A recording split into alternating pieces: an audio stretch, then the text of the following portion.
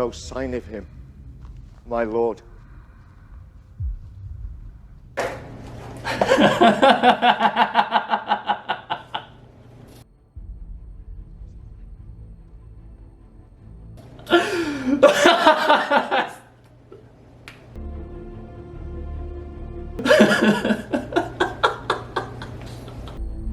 Harry Potter, the boy who lived, come to die. Come to die.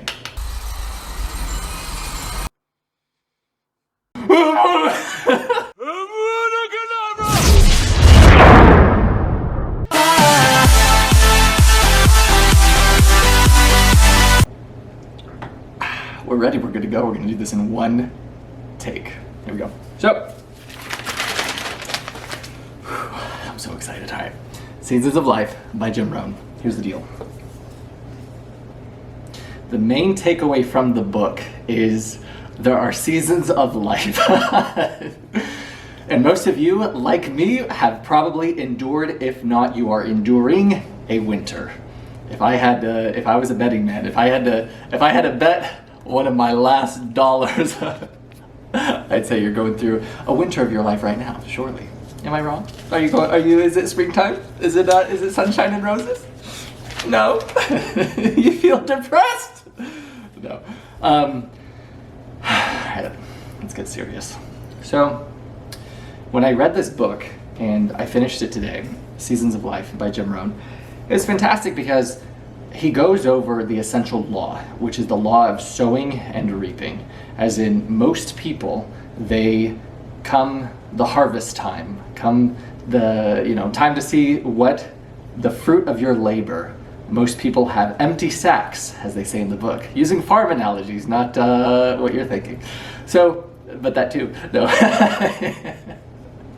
But if you omit the work of sowing the seeds, of planting in the spring, of preserving and protecting in the summer, what harvest in your life do you expect come fall?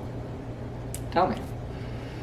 What do you expect to reap for you who thou doth not plant seed in the spring, right? You're not going to get anything. You're going to get an empty harvest.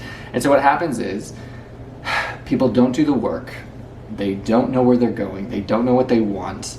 They are the victim of their life, the victim of their story.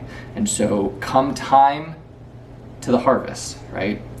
The fall. And it's time to collect, right? Time to get what's yours. Most people leave empty-handed, and then they become bitter as a result because they see people who have succeeded, who have persevered, who did the work others won't, and now who are able to live a life others can't. And all their success is a spotlight. It's a mirror shining down, reflecting who they could have been had they had the courage to pursue. But the reality of it is, it's very easy to be the critic. It's very easy to blame the soil. It's very easy to blame the bugs, the birds, the bees, the sunshine, the wind, the storms, the winter of life, right? Very hard to assume full ownership. Very hard to assume full responsibility. Very hard to look at yourself in the mirror and confront the idea, the fact, that the life I have now is my fault. The state that I'm living now is my fault. I don't have the life I want because of me. That takes a lot of strength, courage, humility most people do not have. Now, what is the remedy for that? Full ownership, personal agency, personal responsibility, the forfeiture of blaming. When you point one finger, three are pointing back at you, right? It's the idea that as soon as you assume full ownership, you give yourself the power to remedy your situation. So that's the premise of the entire book. The entire book is helping you navigate through the winters of your life, through the springtime, through the summer, through the fall. And everyone goes through, and I have this all in my notes, and we'll go over my favorite quotes.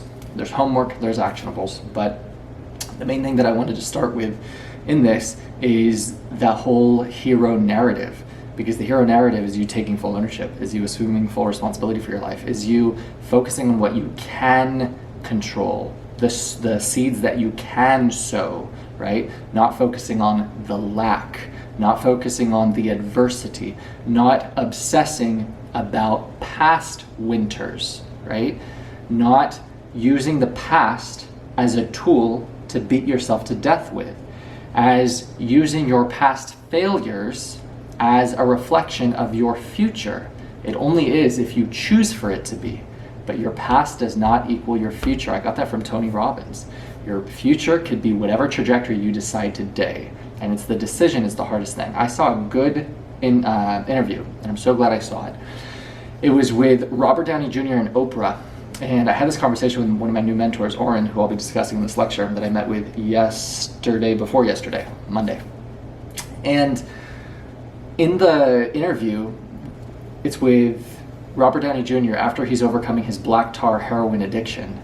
And then he says the work itself wasn't hard. And then with a little bit of smug, Oprah says, it wasn't hard? And then he said, no.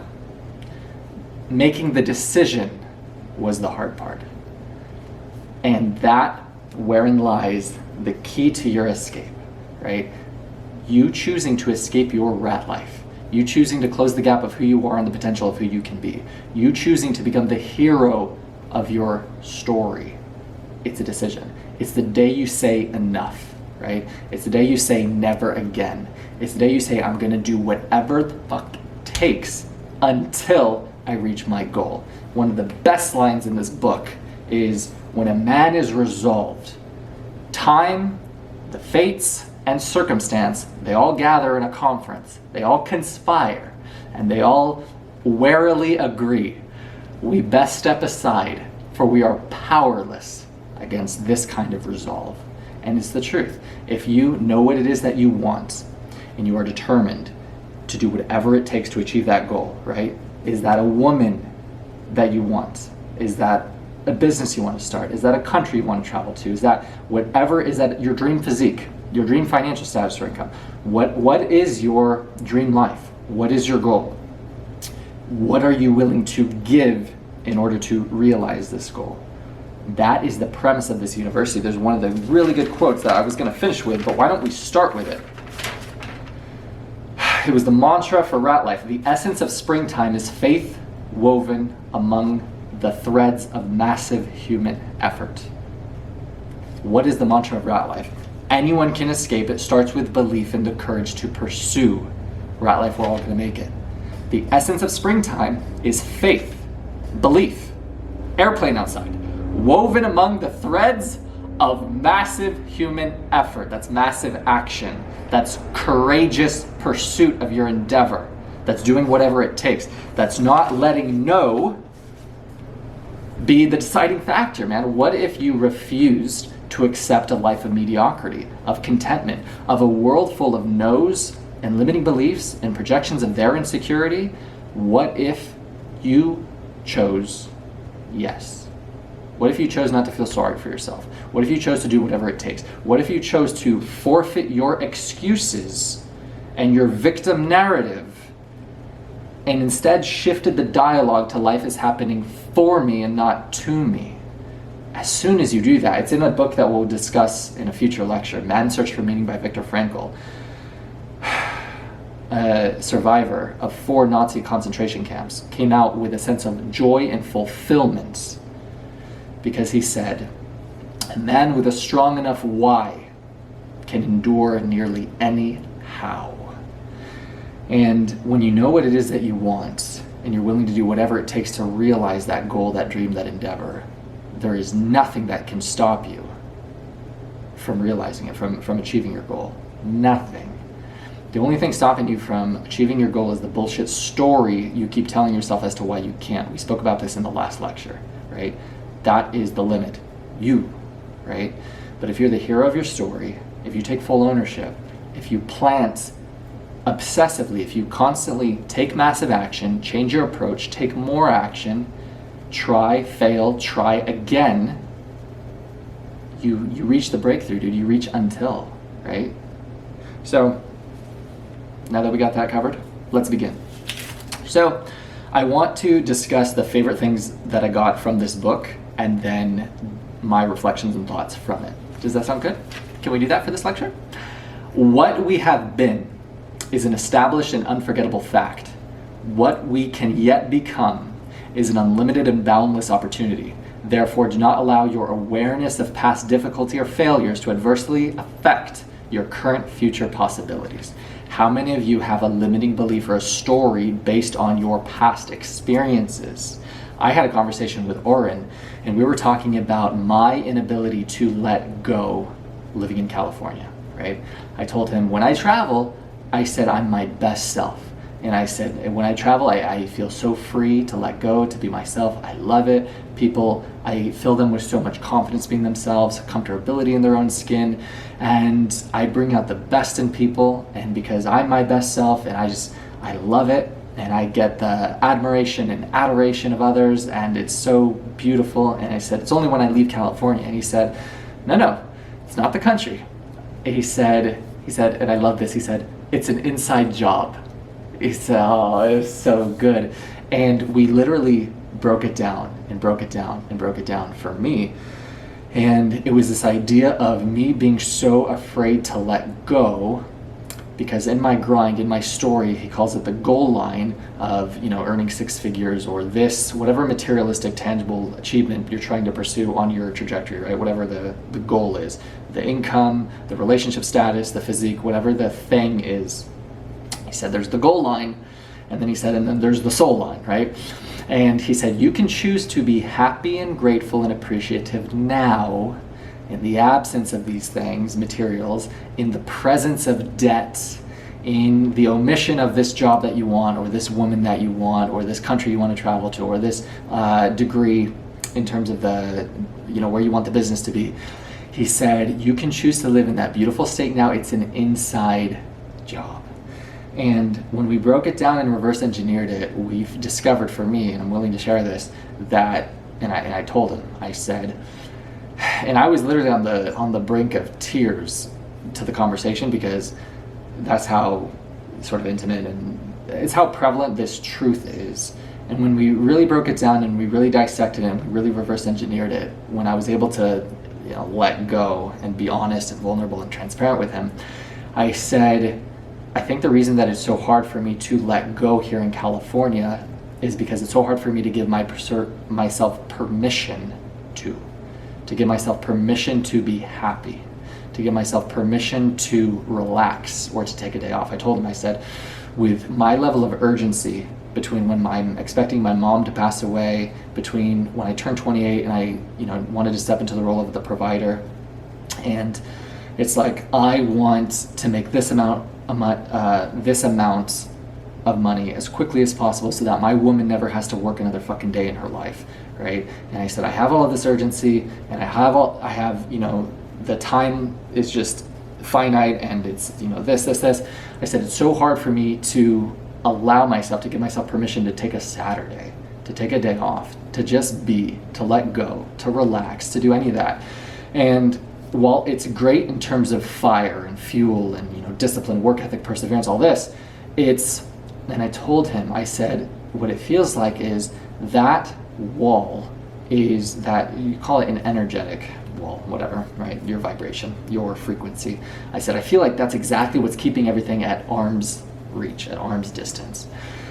And then we both kind of agreed on it. And then when we really discussed it in terms of why it's so hard for me to give myself permission to, I said, I don't think I did. I have the belief system deep at a subconscious level that I don't deserve it. And I told him, I said, I don't feel like I deserve it. Don't deserve what, right? Is when I started my fitness transformation at 18 years old, and I was 145 pounds at my height of 6'2", I would look at the women in the gym who are, arm's length in front of me, who were the entire reason that I started my fitness journey to begin with, was just the confidence to talk to them. They're the walking embodiment of the very goal, the very reason that I'm there in the first place. And so something that's been solidified in my subconscious since 18 years old for over 10 years now is a limiting belief that I'm not worthy or deserving of a fit chick. Someone who I'm not even particularly attracted to. But there's that limiting belief that I'm not worthy, I don't deserve that. And the rhetoric is always, when I'm bulking, when I'm lean enough, then I'll be enough. And then when I'm cutting, when I'm shredded, when I'm big enough, then I'll be enough, then I'll be worthy. And then I was talking with Oren about it, one of my new mentors, and I said, the reason that the goal line, right, in my timeline I'm so fixated on it is because I know that as soon as, and I use the I'll be happy when fallacy in rhetoric. I said, as soon as I'm earning 6 figures, right, then, my debt, gone. Then the woman that I want to completely provide for, done. And then the list just, kept piling on. But it was the premise of giving yourself permission to be happy, to be grateful. And I even, speak and lecture about it. If you're not grateful for what you have, if you're not grateful with this, why would God or the universe or infinite intelligence, whatever it is you believe, why would they entrust you with more if you don't appreciate what's right here, what's right in front of you? And so that was the physical limiting belief. And it's interesting in terms of, I had this, one-sided conversation with someone who, they were telling me about how they feel about their body and how it's been something that they've been struggling with their whole life, not knowing that I still view myself as that 145-pound kid I was when I was 18. Like, when I'm big or when I'm lean or when I'm whatever, I'll have this sort of wince when I look in the mirror. It's so hard for me to love myself. And it's for so many reasons. For number one, when you start at 145 pounds.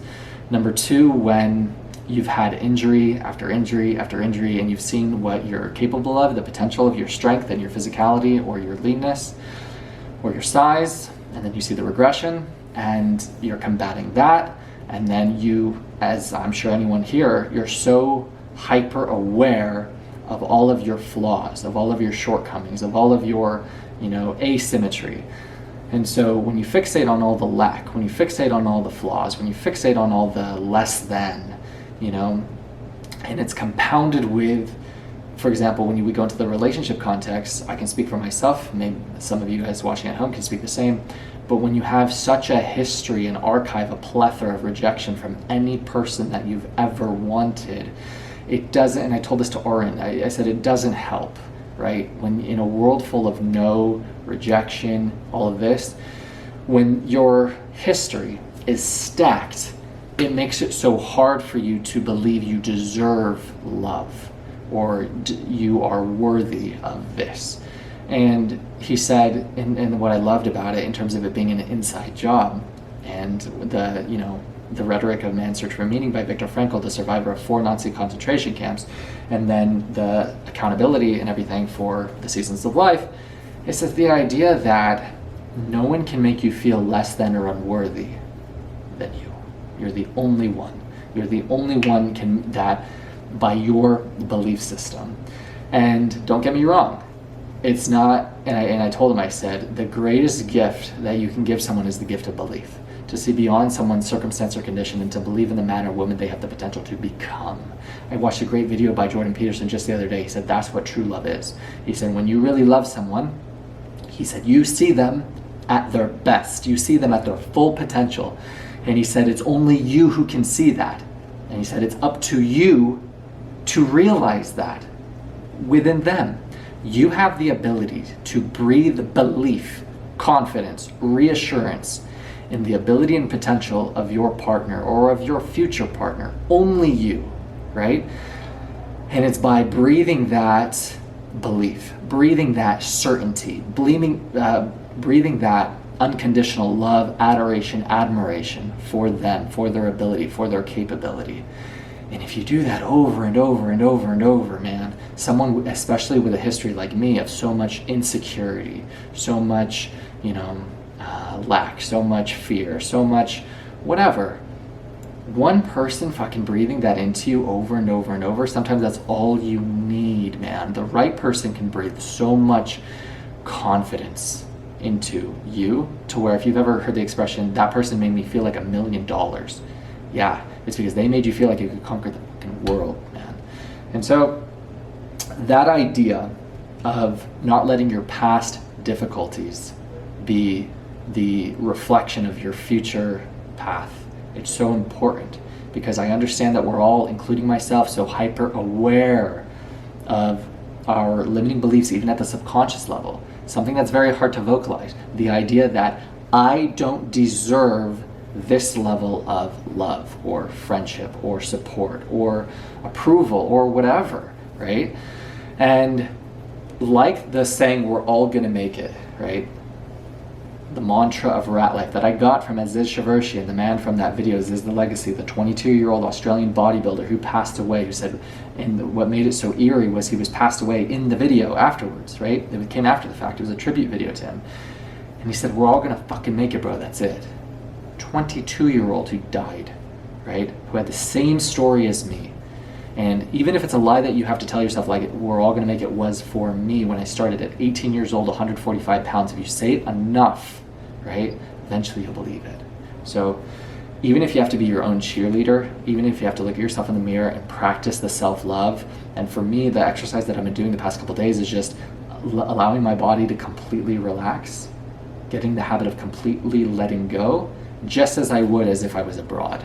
Completely letting go, right? Made easy in your apartment, in your own place, but very hard when you first start. You're fighting it and fighting it and fighting it just to be, just to let go, just to relax, just to let go of other people, of expectation, of this person, or of this timeline, or of this limiting belief, or of this rejection, or of this, bitterness that you're holding on for someone else.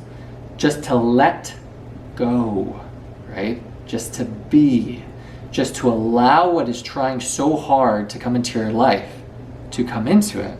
But that's constantly being repelled by what you're refusing to let go of, right?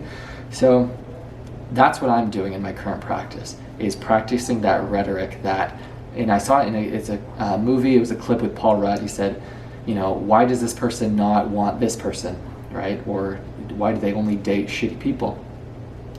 And he said, we accept the love we feel we deserve, right?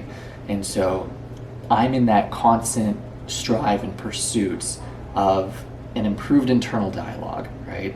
Of more self-love, of more self-respect, of more keeping promises made to myself, of more, when people say, whether or not you love yourself, it's in your actions, right? It's in you taking care of yourself. It's within you complimenting yourself. It's within you saying to yourself that you love yourself. It's in the food that you're putting into your body.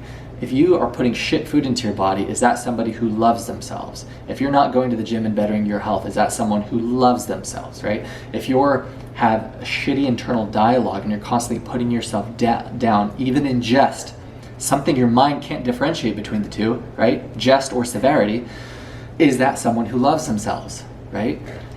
And so what I've learned, what I've discussed, what I'm opening and sharing is it's an inside job. As in, if you believe it, even if it's a lie that you have to tell yourself, eventually that seed will take root and you'll believe it for yourself. I deserve this, I'm worthy of this, we're all gonna make it, etc. Does that make sense?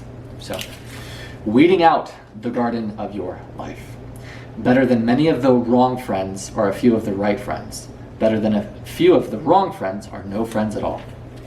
When I made the decision to leave the prostitute, drug, and alcoholic infested hostel that I was living in Santa Ana prior to coming to this apartment, in lieu of that, I would rather live in my car than be surrounded by this negativity. And I made that decision to cut off all negative friends. All my drug addict friends, all my alcoholic friends, all my degenerate friends, all the people that I would have a good laugh with, all the people that I would have fun partying with. I said, you are the sum of the 5 people you spend the most time with. If you choose to surround yourself, and if you don't see them in person, but you're conversing with them every day, they're one of the 5 people that you spend the most time with, right? If it's a story that you're watching, if it's the news that you're listening to, if it's the gossip on the radio, those are the sum of the 5 people that you're spending the most time with. Who do you think you're going to become? You're going to be in their average median salary, mean salary. You're going to be in the average of their physique and physicality. You're going to speak how they speak. If they use an obsess and robust amount of profanity, you're going to be one who uses a robust amount of profanity. So I made this decision years ago, and I would constantly revert it because I constantly, would want to keep this person in my life, even family, right?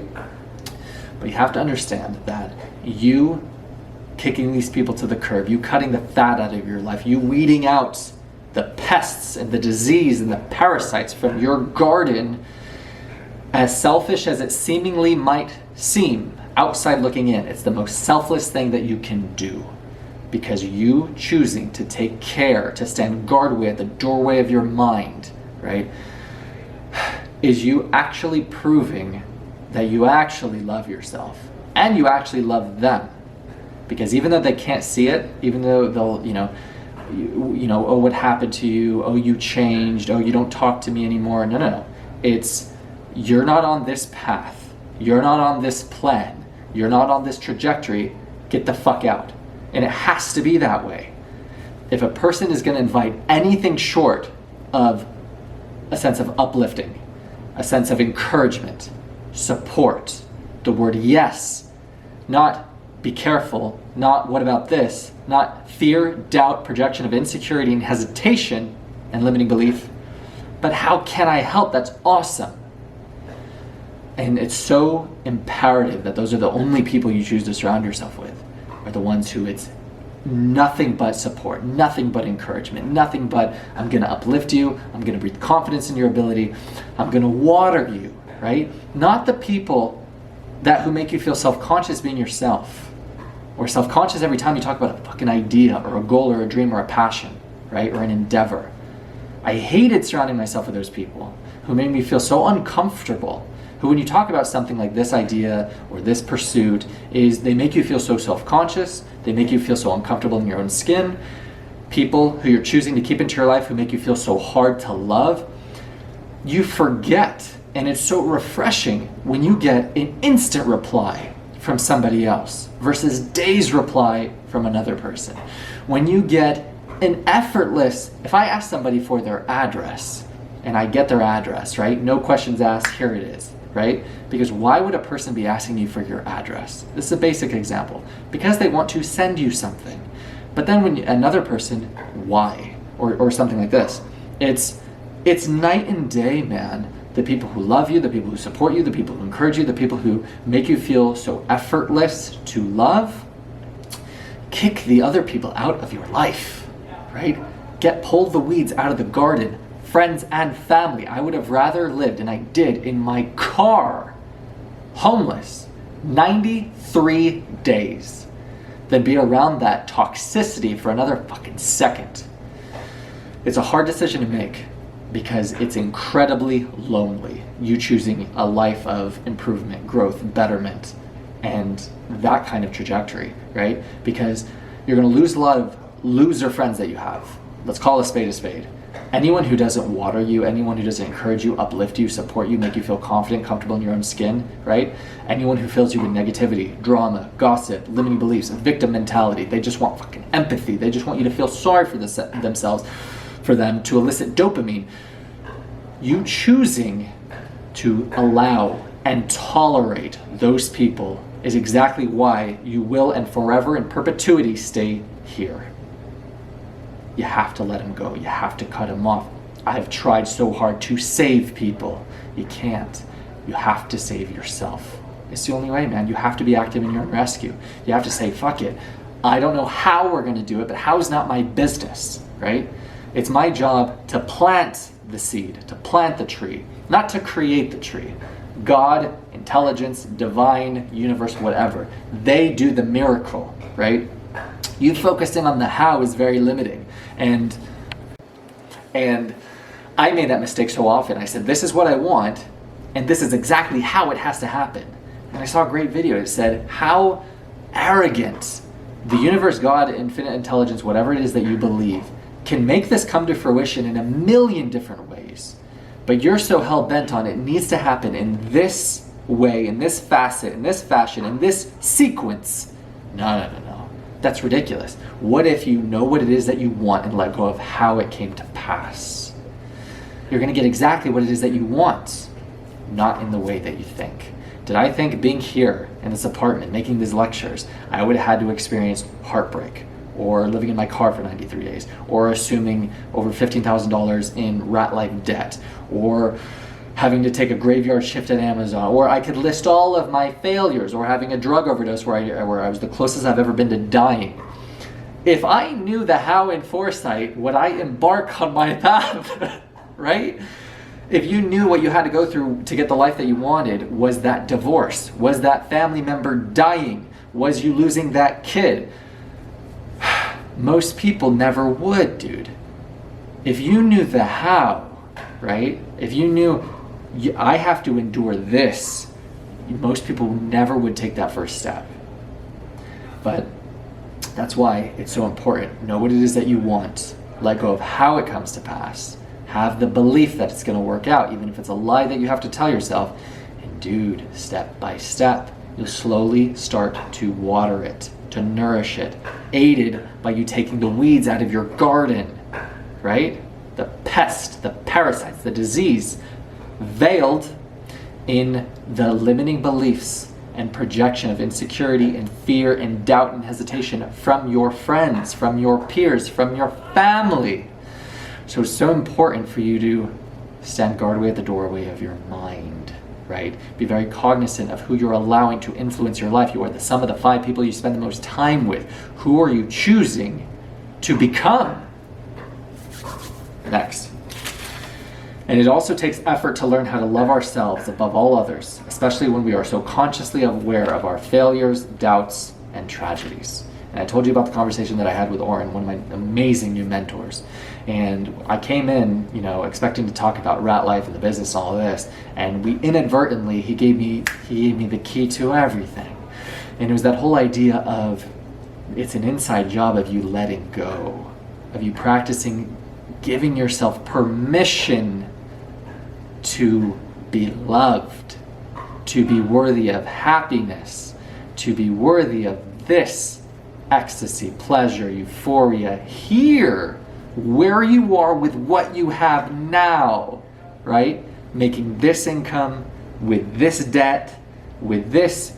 There's no furniture in my apartment. Like, you know what I mean? Like, that's just an example. But you can choose to give yourself grace, which I had a conversation with one of my other amazing mentors, Scott, just over a week ago. And he said there's 3 major themes in the Bible: justice, mercy, and grace. Justice is a person getting what they deserve. Mercy, you not getting what you deserve. Grace, not only you not getting what you deserve, you being rewarded in giving a gift that you absolutely don't deserve. Grace is the ultimate worthy pursuit of a gift to give to yourself. You are so, and I say you in the general sense, I am so hyper aware of my neglect, of my failures, of my shortcomings, of my flaws, that it makes it, and all of my history of rejection, that it makes it very, very hard to accept and consider the idea that I'm worthy, that I deserve this happiness, abundance, this prosperity, euphoria, ecstasy, this love, right? And I'm sure I'm not alone in that sentiment. I'm sure you watching this are very hyper aware of your flaws, of your insecurities, of your limiting beliefs, to the point where it's very hard for you to look at yourself in the mirror and be happy with the person there, right? When you know where you cut the corner, when you know where you neglect, right? It's very hard for you to motivate and to appreciate how far you've come, where you are, because you're not where you want to be yet. It's very easy to fall victim and fall trapped, like I have time and time again, 10 plus years in my development journey. I still do this, of the mindset, I'll be happy when, right? Of instead of 80% of pride and gratitude and appreciation, right? And upliftingness for myself and my accomplishments and my achievements and my perseverance to date, and 20% how can I be better, is having those ratios reversed. 80% shitting on myself because I'm not where I want to be, because of all my failure, because of all the rejection, because of the heartbreak, because of the letdown, because of the disappointment, because of the tragedies, right? Because I'm, the progression, lack thereof, where I am in my timeline, in my story of where I think I should be, and then 20% of the pride and gratitude. But grace, the gift that we that's a worthy pursuit in my opinion, to pursue, to give ourselves, is that grace of, you're doing a great job. I'm proud of you. I love you. You deserve this kind of love and happiness and ecstasy and euphoria and relationship and support and partner and friendships and network and income and physique and whatever it is, whatever the escape from your rat life is, dude. So it's your attitude, man. It's the conversation that you have with yourself. It's your internal dialogue. It's you viewing your story, the winters of your life, saying, maybe this happened for me. It takes a lot of humility to say that, right? It takes a lot of humility to say, this is my fault. But it takes a lot of strength and courage to consider, what if I needed to endure this, right? I love the analogy, the illustration of God, the universe, infinite intelligence, whatever it is that you believe, that you say, this is what I want, and the answer is always yes. But you're not given the cake, right? You're given every single tool, every single ingredient. You're given the bowl, the whisk, the flour, the egg, the chocolate chips, the milk. I don't bake. I don't know what else goes in there. But if somebody wants to send me something, you're given every single thing to make the cake, but you're not given the cake itself. Because if you were given exactly what it is that you wanted, would that be even a life you would even want to live? If you're like, I want this, here it is. No, the beauty of life is that journey, dude. The uncertainty, the unknown, that's the adventure of it. If you knew what was going to happen, when it was going to happen, how it was going to happen, you'd be bored as fuck. It's the uncertainty that gives that spice and variety, that makes life worth living. But people don't understand that your heartbreak, your letdown, your disappointment, your failure, your rejection, your tragedy is life, God, universe giving you exactly what it is that you say that you want. When you go to the gym, the only way you grow is by breaking yourself down first.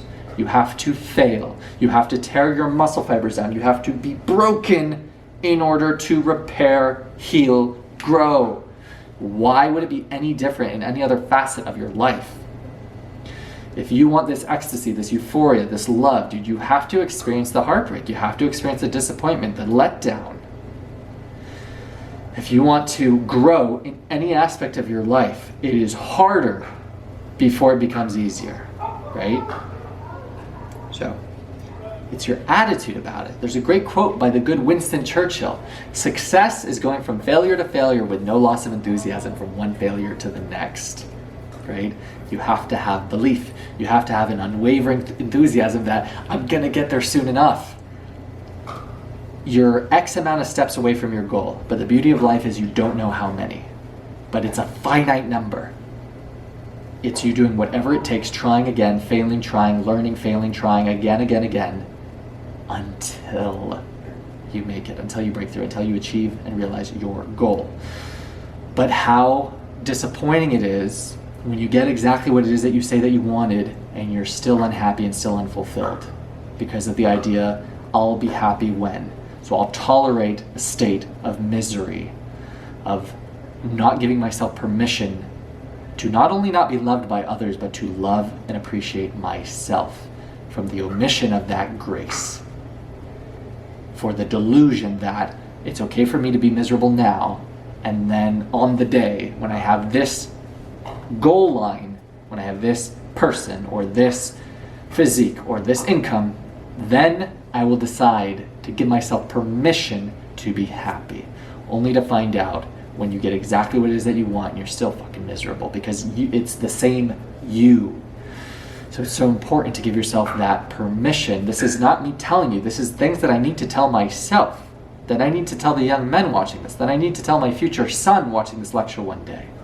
To give yourself permission to love yourself, to be appreciative of how far you've come, to speak to yourself as if you were a person you were in the care for. When your friend or someone you love makes a mistake, how quickly are you to forgive them, to give them grace, to grant them that luxury, right? That to afford them that grace, right? very quick. But how slow are we to forgive ourselves for the slightest mistake, right? Because again, we're so hyper aware of what we're capable of. And if you, like anyone who has a hunger for excellence or the ability and potential for achievement, is you hold yourself to this standard, right? You know what you're capable of, you know what you can do, you know where you cut the corners, you know when you didn't make your bed, you know if you got up early, you know if you went to the gym, you know if you spent money or if you splurged, you know if you took too many days off. Because you know all of these things, you're so hyper aware of all these, it makes it very, very hard to love yourself. So for me, the active practice, the active remedy is keeping simple promises that we make to ourselves. I'm gonna get up when I say I'm gonna get up. I'm gonna turn the water on my shower at the end on the coldest setting. I'm gonna condition my life, what I say is, to slowly develop mind control, right? If I say I'm gonna go up to the girl, I don't give a shit if I have butterflies, I don't care if I'm nervous. There is no courage without fear. If you're not terrified, it's not courageous. It's, I'm terrified, but I'm gonna do it anyway. Those are the people in Ratlife University, man, are the students who have the courage to pursue. That's living. You going up to the woman that you want and asking her out. You starting that business when it's getting no views, it's getting no support, you're doing no sales. You not being afraid to show people you're before, dude, you're less than, you're lack. In a world where people are fronting, right? They're putting on this mask and facade that I have it all together. Dude, everyone's trying to figure it out. No one has their shit together. Everyone's unhappy with where they are, with what they have. And even if they are, they're not gonna stay that way if they stay that level of happiness and pride and contentment if they don't progress. Happiness is found in the progression. So your attitude, dude, is everything. Next, do not allow springtime to pass while you sit idly contemplating the severity of the past winter of life. Don't use the past as a baton to beat yourself to death with. We're not victims in this university. We all go through hardship. We all go through tragedy. We all go through adversity and heartbreak and letdown and disappointment. But if you don't have cognizance of perspective and understand that there's someone out there dreaming to live out your worst day, and you lose sight of that, you'll slowly allow yourself to be the victim. Allow yourself to vocalize complaints. I do not tolerate complaints or excuses or victim narratives because I'm so hyper aware of that simple fact that there's someone out there who trade fucking problems with me in a heartbeat. Your horrific tragedy is someone's dream life. People don't understand that because they lack perspective, because it's not in the forefront of your everyday. If it were, you wouldn't bitch about your predicament. When I go to the gym and I see a guy with one fucking arm training, incredibly motivating. When I see a person with one fucking leg on leg press, incredibly motivating. Very hard for me to bitch about my foot not feeling well when this person doesn't have a leg. You feel sorry for yourself, go to, as a quote by Greg Plitt, go to the fucking cancer ward and tell the person who's terminal, about to die, of your hardship, of your problems, of your adversity, right? And the realest thing that I could say as the soliloquy to what this university stands for, it's not victims. I don't want a single motherfucker who feels sorry for themselves to be tolerated in this university. And it's not to say you can't have your 5 minutes. We've all had hardship. Yes, you can have your fucking day, dude. You can cry for a day. For a day. But to wallow in self-pity, to wallow in condemnation and blame to others, to forego ownership of blame, of personal agency, of personal ownership and responsibility, will not be tolerated. Because no great story was ever written on blame. I said that in a previous lecture. No one ever became anything in the absence of hardship, of adversity, of tragedy. No one. Every hero's story you've ever seen, ever, had heartbreak or letdown or disappointment or Batman's parents dying. That's why he's Batman, dude. If you view your life as a story and you're the hero of it, in what fantasy are you going to become anything of note, of worth, of merit, of character, if you don't go through anything? That's the beauty of your journey, dude. That's the beauty of your story. Imagine at time's end you don't have a story to tell. You never had anything happen to you. You played it safe your entire life. You never asked that person out. You never pursued that endeavor. You know what your fucking passion is, and you never had the courage to turn the key, to take action, to start. Because you gave more of what other people thought about you, about failing, about humiliation, about looking less than in front of your peers. You gave more of a fuck about the critics of your life, and the be carefuls, and the don't do this, and what about this, and let's worry, and the hesitation. And you allowed that because you chose not to stand guardway at the doorway of your mind. And you allowed that to penetrate your fucking garden of belief. People are so irresponsible with their speech. I said this in a prior lecture because they have no idea how detrimental their projection can be to somebody else who's very impressionable, like a young man, like a young woman. A parent having their kid not feel comfortable in their own skin, insinuating that they're fat or that they're skinny or that whatever. The teacher who tells their student that they're dumb, that they're stupid, that they have an inability to learn. It takes one fucking person to inspire confidence and belief in someone, to put them on a new trajectory, to become what they have the potential to be. One person.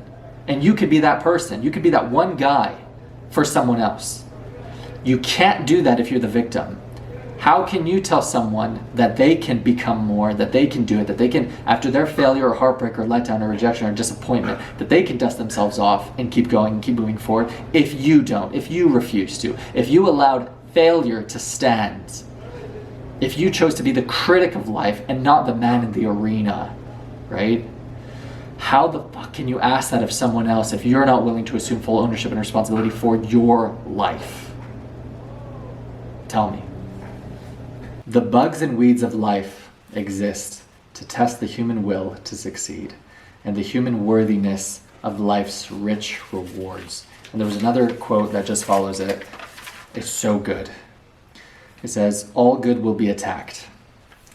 It's nature's way of qualifying those who are worthy and those who are not. And it's fascinating because it was a question that I asked myself with much humility. I can't tell if this is straight.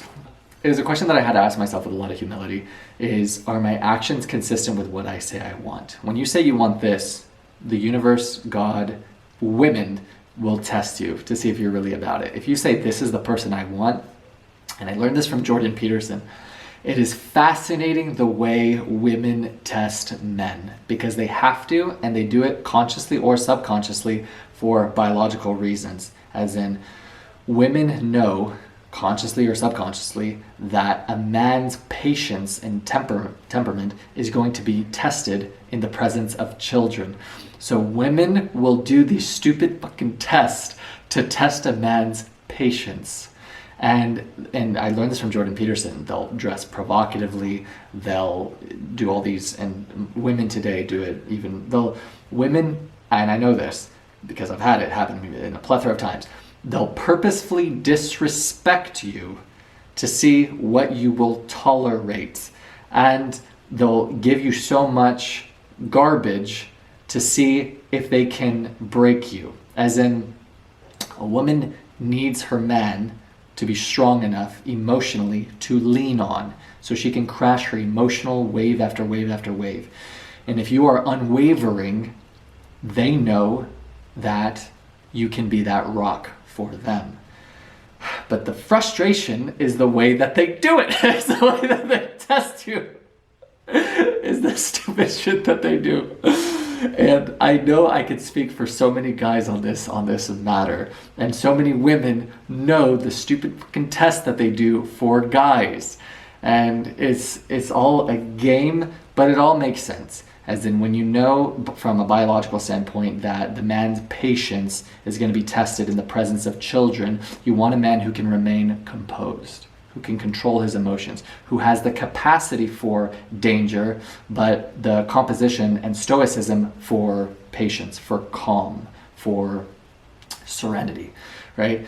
That's a man. That's a provider, not just a financial provider, not just a physical provider, an emotional provider, someone who you feel utterly safe, right? Because it extends beyond you, the woman, right? It extends to your children, it extends to your family members, it extends to your community. Is you want to be with someone who has emotional composure, who is stoic, who can control his rage, who can control his patience and patience and patience and patience, and they'll test your patience. So the reason that I bring this up and why it's so important in terms of life giving you exactly what you say that you want, only if you prove that you're worthy of that thing, is because here's the thing that you want. God, universe, intelligence understand the responsibility of the thing that you want. So you need to be qualified. You need to be tested to ensure you can endure this responsibility. That has to make sense. Like, if you say you want this money, that's great. Do you have the stress tolerance level to tolerate this kind of money problems responsibility? If you say this, you want this caliber of woman, that's fantastic. Do you have the responsibility currently to have this one? I'm kind of butchering that one. But the sentiment is the same thing. And I've made this mistake so often in the pursuit of a woman who I say that I want. My actions did not coincide with that. I said, this is the kind of woman I want, who's not promiscuous, who's not XYZ, and yet these are the actions that I'm entertaining. These are the people who I'm choosing to converse with. And I said, we're not doing that. This is what I want. I'm resolved. It's as if time, fate, and the universe all conspire. They conference as if to wearily agree and say, we best step aside, for we are powerless against this kind of result. So it's very important that you know that preemptively, that you know that prior to going into your endeavor. You will be tested for what you say that you want. But the hardship, the letdown, the disappointment, the failure, most people do two things. They get failure once, they quit. One time. That's all it took. You say you want this, and then I just gave you a little failure, and then you're done? That's it? You didn't really want it. And it's so funny because I'm experiencing this real time with the person who I truly want is this rejection, this failure, this whatever. I say to myself, that's it? Like, that's all you got? Like, in terms of the test, in terms of whatever, it's just like, when you are resolved, when you're like, this is the person that I want, I don't give a what, kind of garbage or this that they're going to throw at me. And I don't want to get into it in this video because one day, my son watching this, I'll be speaking about your mother. So, the trials that she has been going through right now. Your father is very strong, I just want you to know that. But you have to go through it with that mentality, with that mindset. This is what I want. I'm going to do whatever it takes, right? There is no amount of no. There is no amount of rejection. There's no amount of disappointment. There's no amount of letdown that is going to skew my vision, that's going to inhibit me from getting up and trying again. If you keep knocking on the fucking door, dude, eventually it will give. But you don't actually want it. If you actually wanted it, if you actually tried your best, you would have it. People give up. They either give up at the first sign of failure, or dude, they don't even try because they don't believe that it's possible. Because if you didn't believe it was possible, why even start? Why even pursue, right? That's why it's so important, even if it's a lie that you have to tell yourself. Believe it's possible. Believe you can. That's the rhetoric and the mantra that I need to insist in this university. It's possible. You can escape. We can all make it. Lie, lie, lie for the person listening who doesn't believe it for themselves. As soon as the person listening believes it for themselves, all of a sudden it is real. All of a sudden it's truth. As you think, book 1, James Allen, so you are. As you sow, so shall you reap. If you believe you're worthy, you're enough, you are.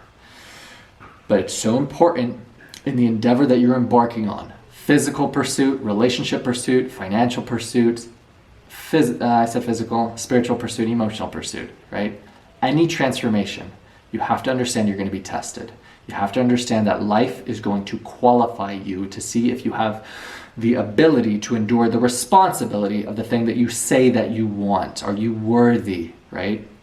Do you have what it takes? What are you willing to give for the thing that you say that you want? Are you actually all in, right? You have to have enough belief to see this through to fruition. Otherwise, don't even fucking start, because it's too hard, right? And life, God, everything, they reward the ones who want it the most, who are relentless, who are willing to do whatever it takes to achieve and realize their goal, right? Why? And I saw a beautiful video by Andrew Tate. Success is a freeway, right? Freeway. It's one lane to what you say that you want. But in that lane, there's exits all the time. And he said, to Loserville. I want to get off here. I want to give up because of this failure, this rejection, this circumstance, this condition, this tragedy, this loss, this event. Go for it. You have an exit. Take the out, right? And most people do. Most people spend their entire life quitting, lowering the target, and justifying and rationalizing why it was okay that they quit. Don't be that guy. Say it's possible. Say you can. Say I can make it, dude. We can all make it, right? If not that belief, then what? What is the alternative? If you don't believe you're worthy, if you don't believe you're enough, even if you don't water that lie until it takes root, the alternative is I'm not enough. This is not possible for me. I'm going to live my life in perpetual mediocrity, settlement, contentment, right? And then bitterness, because I'll see other people with far less ability, far less potential, far less everything than me and what I have and my passion achieve far greater because they had the courage to believe in themselves and to pursue the endeavor, to not be the victim, to not give up amidst life's storms and winters, but to endure, to persevere. All right. The weeds of life are designed to turn confidence into doubts, trust into suspicion, patience into impatience, and effort into procrastination, worry, and eventually defeat. And I put, but if you are resolved, prove it. Not to me, not to them, to yourself, right? Prove you're enough, dude. Prove you're worthy. Prove you're capable. Make yourself proud, and in turn, make everyone fucking proud, man.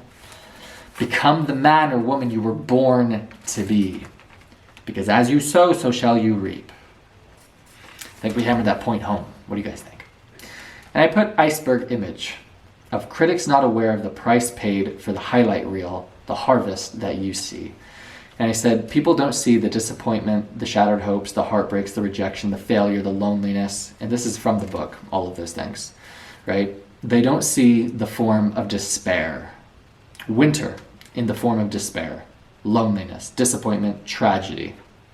Nobody sees that. If you see an iceberg, I'm sure you guys have seen this motivational picture. It's an iceberg, and they put success, and you can see that. You can see 10% of the iceberg, 90% of the late nights, of the loneliness, of me. I'm speaking for myself personally, being by myself in fucking tears, right? And you're flooded with the doubt. You're flooded with the uncertainty. You're flooded with the unknown. You have your history, right, to base your future potential and greatness off of. Or your potential failure, disappointment, and future letdown off of if you choose to focus on that. Perfect example. If you don't take the time to take inventory of all your wins, of all your successes, of all the times you persevered, which you've survived 100% of your worst days. 100%. So any future failure, letdown, disappointment is probably going to work out. You have a perfect track record. But if you choose to look at all the failures, and that's your entire focal point, all of the letdown, all the disappointment, And then you use that to construe a narrative saying, this is who I am. And that is the identity that you construct. How prosperous, how fortunate, how successful do you think you're going to be in your future endeavor, the future that you choose to embark on? Not very, right? So you can use the past as a tool to learn from. Failure isn't failure, it's learning, right? I'm not going to make the same mistake. And so then I'll apply this newfound knowledge to this next step, this next endeavor. Overcome and become more as a result, right? But most people don't do that. Most people, they look at the failure, they look at the tragedy, they look at all the mistakes. That's who I am. I'm a failure. I'm a loser. I'm a this, I'm a this, I'm a this, right? It doesn't have to be that way if you choose for it not to be. But for the iceberg, dude, that's what people see on the highlight reel, dude. Everyone is there for the congratulations, dude. No one sees the grind. No one's up with you at 3, 4, 5 in the morning when it's pissing raining outside, when it's cold, when we banned the T word from our vocabulary because all of my students are indefatigable. My unmatched perspicacity coupled with sheer indefatigability makes me a feared opponent in any realm of human endeavor, right? None of my students are TIRED. But when you're in a state of fatigue, when you have an omission of rest, when you are sleep deprived, when life's tragedies, letdowns, disappointment, and woes have gotten you feeling overwhelmed, feeling of defeat, of despair, it is up to you to say, there's nothing you can do to stop me from pursuing my goal. There's no amount of no, there's no amount of rejection that's going to stop me from seeing this come to fruition, and even in the absence of the support, of the congratulations, of the views, of the likes, of the subscriptions, of the sales, of the people sending you DMs or comments or the love or anything, dude. It's an inside job. You alone, right, have to persevere in the hardest journey of your life, which is your path. No one in your life, not a single fucking person, knows your totality, knows your history, knows your every single thought of every single day, of every single letdown, of every single conversation. No one, not even your boyfriend, girlfriend, husband, wife, spouse. No one.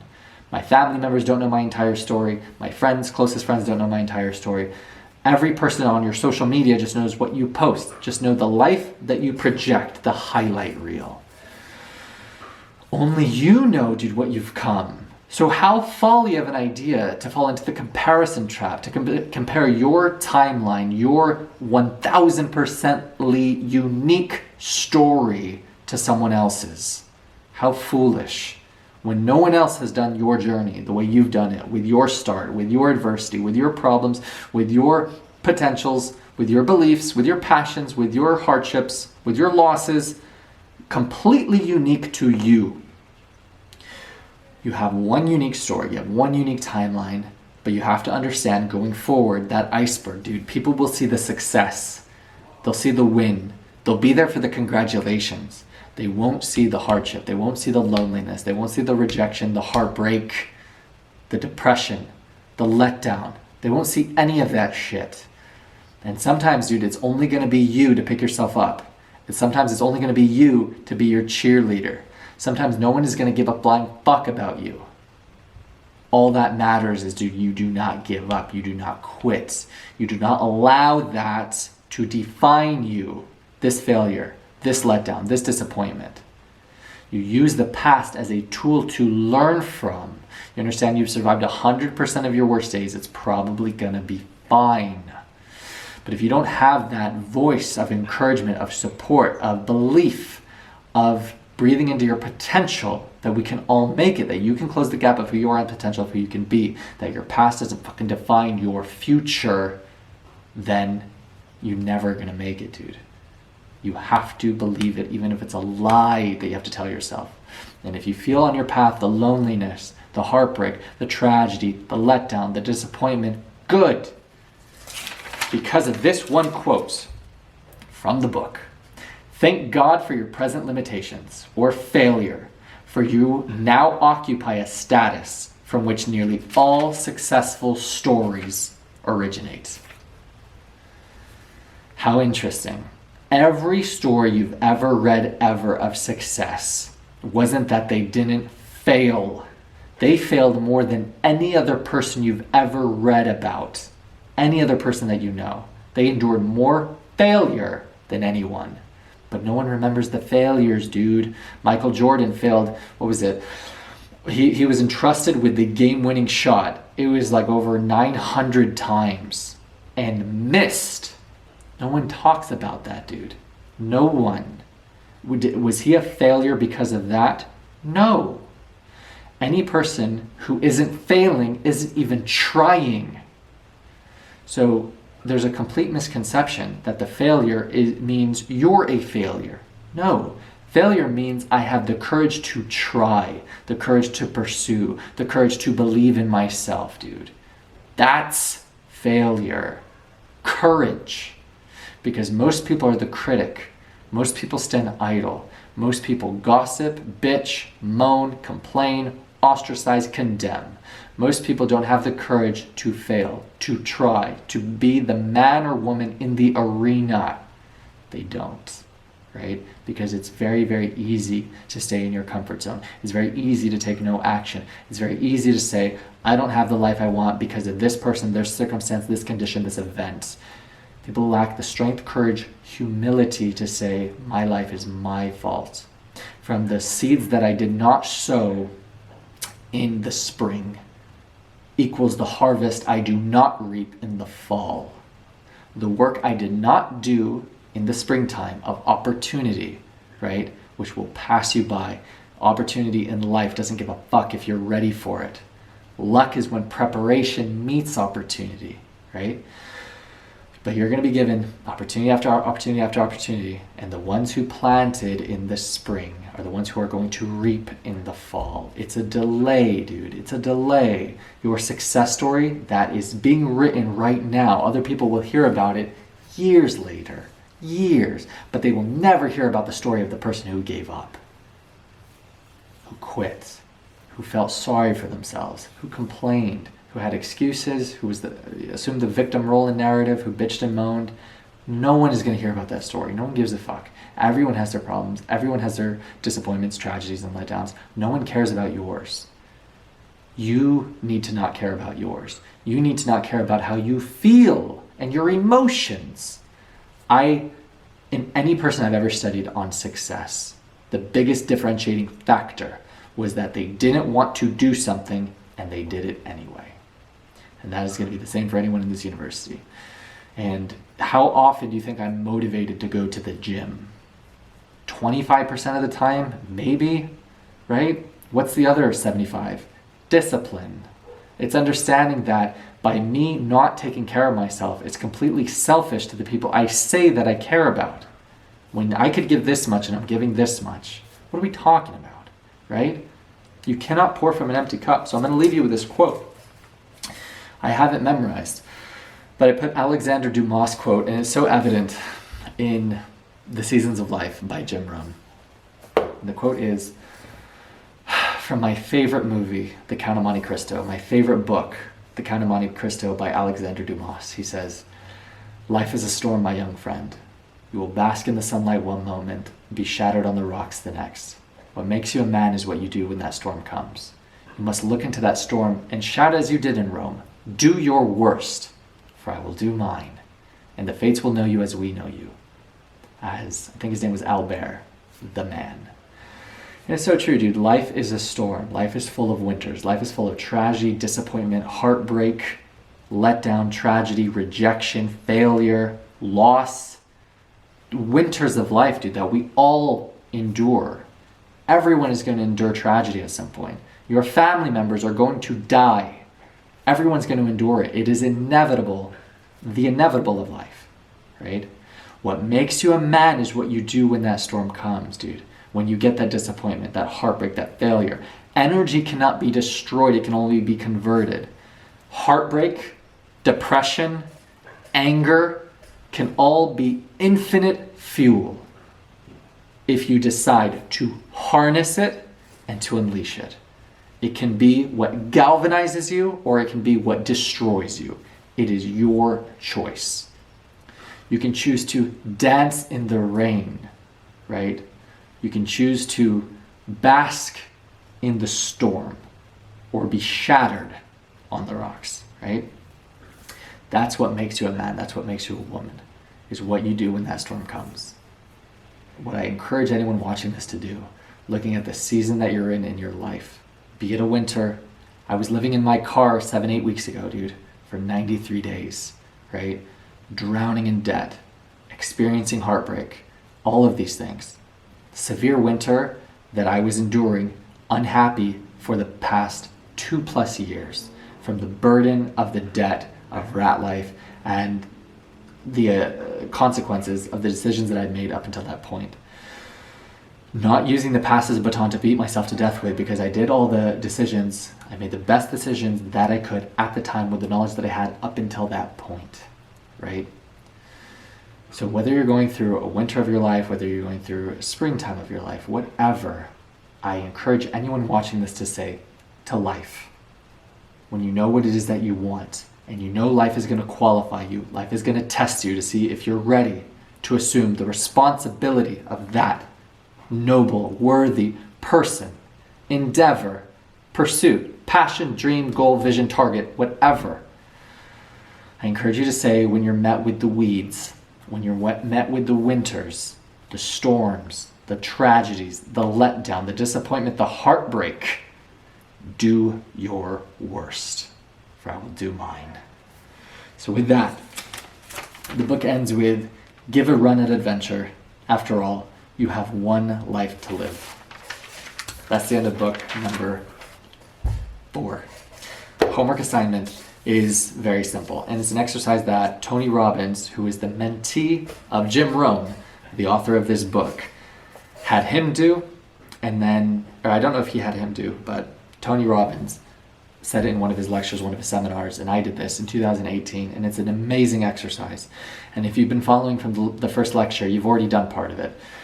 And this is what you're going to do. And I literally have the composition notebook that I wrote this in 2018. You're going to do 4 things. Number 1, you're going to write down your dream life. Everything that you want in absolute specificity and detail. This homework assignment should already be done from, either book 1 or book 2. So if you haven't done that already, do that exercise. It is very important that you do it in the context of let go of how it comes to pass, none of your business, and assume it's going to work. Assume that it's going to be exactly successful. And then a huge pro tip is don't use your current circumstances to be realistic. If you're earning this, don't say your dream goal is to earn whatever you think you're capable of now. You're going to have network, you're going to have resources, you're going to have knowledge, you're going to have everything if you continue your path on personal development in this university that you do not have now, that you're not privy to now. So that's so important to not be realistic or responsible in your dream and your goal. Don't define your goal based on how you're going to get there, but write down exactly what it is that you want. Unrestricted, unlimited, irresponsible. This is what I want. Dream big. Have courage. Write down what it is that you want, everything, every aspect of your life. The woman that you want, write down everything about her. Every single quality, every single trait, every single attribute. Down to the color of her eyes. Everything, right? The income that you want to make, the car that you want to drive, the house that you want to live in, the countries that you want to travel to. Write out your dream life. Absolute specificity. Write down in every single category where you currently are. Current. Is then do the income balance spreadsheet. How much am I earning? What is my exact dollar amount to the dollar of my overhead debt? My overhead expenses? My body weight? How much do I weigh? Every single thing. What car do I drive? What apartment do I live in? How many friends, whatever do I have? Like, write down every single metric that you want from your dream life to your current circumstance, your current reality. This is my dream partner. This is my dream relationship. This is my current relationship status. This is my dream income. This is my current income. This is my dream car. This is my current car. So you're going to have those 2. Where you are, where you want to go. So important. How do we get to where we want to go if we don't know where we are? If we don't know where we want to go, how are we going to get to where we want to go, right? You have to have both of those things. So it's incredibly advantageous of an exercise to do. The third thing you're going to do is write down all of the rituals, the habits, or lack thereof that have gotten you the results that you have now. And you have to, this requires humility, this exercise. If you are single, if you are in the absence of relationship, write down everything that you feel like, if you were just to be honest with yourself, has contributed to that. Is it a story? Is it a belief system saying, I'm not worthy or deserving of love? Is it your financial income? Is it you don't have the means to provide for the woman that you say that you want? Whatever it is, list it out. List it out. This university is for young men. My son one day watching this. Be honest with where you are, with exactly what you've done up until this point. If you don't have the courage to look at yourself in the mirror and just be honest with where you are, then how are we going to get to where we want to go if we constantly delusion ourselves, right? You have to be honest. You have to just look at the situation where it is. Yeah, it might be shitty. Yeah, it might suck. Yeah, it might not be where I want to be yet. But fuck, if I don't look at it, if I don't have the courage to face the beast, to look at the eye of the beast, then how are we gonna improve? How are we gonna move forward, right? If I can't just fucking say, okay, this is where I'm at, fuck it, but I have confidence and I can smile in my before because I know this is temporary, right? But it's only temporary if you choose for it to be, right? Very important. Write down all the rituals that have gotten you exactly the results that you have now. So if that's your physique, if that's your skinny fat, if that's your super overweight, then those consistencies, those habits would be the omission of going to the gym every day, the presence of garbage food consumption, whatever. If it's this is the amount of debt that I have, it's the habits of my overspenditure, or not tracking my income, not tracking my expenses, not tracking anything. Like this university, this exercise, dude, this is called accountability. This is called being honest with where you are. Not seeing your situation as worse than it is, not seeing it as better than it is.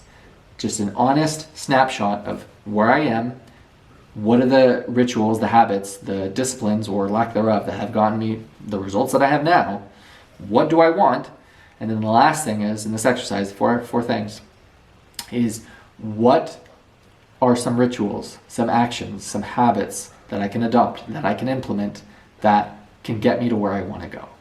It's so important, those 4 things. Because even if it's not the exact thing, it's a start, right? So a very simple example. Maybe that starts with me writing down my overhead expenses, writing down how much I earn, writing down how much I want to earn, tracking my calories, asking Tarek, hey, how do I lose weight? How do I, put myself into a caloric deficit? How do I figure out my caloric maintenance? All very simple things, right? How do I climb out of debt? What are some rituals? What are some practices? What are some proven things that we're going to discuss as going into semester 2? How to escape your rat life, your financial rat life?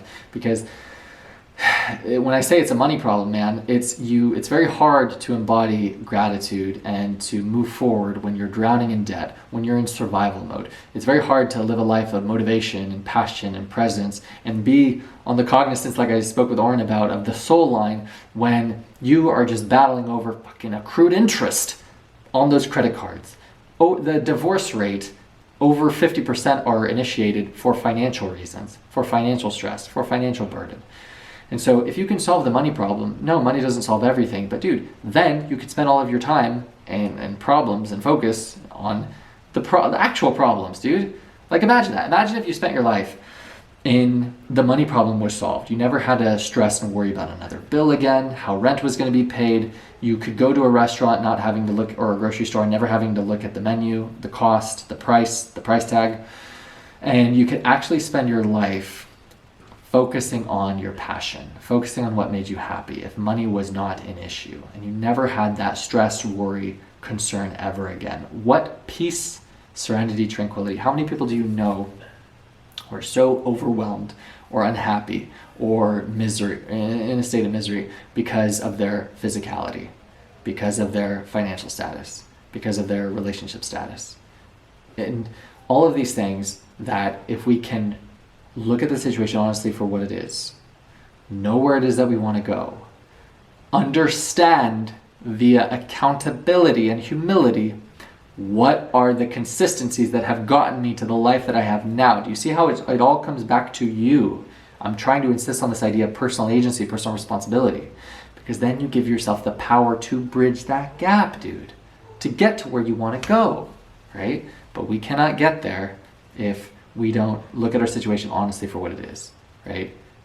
So that's what I'm going to leave you with. We are all going to make it. I took pre-workout at just before 6 o'clock and then lectured. And so I know it's Tuesday night. This is going out tomorrow. I'm going to stay up late. I'm going to edit this.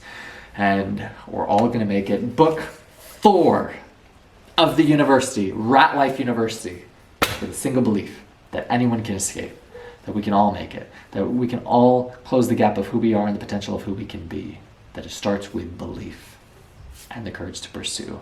And whatever season of life that you're going through right now, if it's a winter, if it's a spring, if it's a summer, if it's a fall, just understand that this too shall pass. There has never been a spring that didn't come after a winter. Spring is inevitably followed since the dawn of human time. Whatever hardship, tragedy, adversity, loss, disappointment, rejection, heartbreak you're going through right now, not only is it temporary, but every great story ever written was originated on that premise, right? And so how beautiful is it that you're given that gift of tragedy, of heartbreak, of letdown, of disappointment. And so now it's up to you to decide. Robert Downey Jr. interview. That's the hard part. Deciding what are you going to do about it.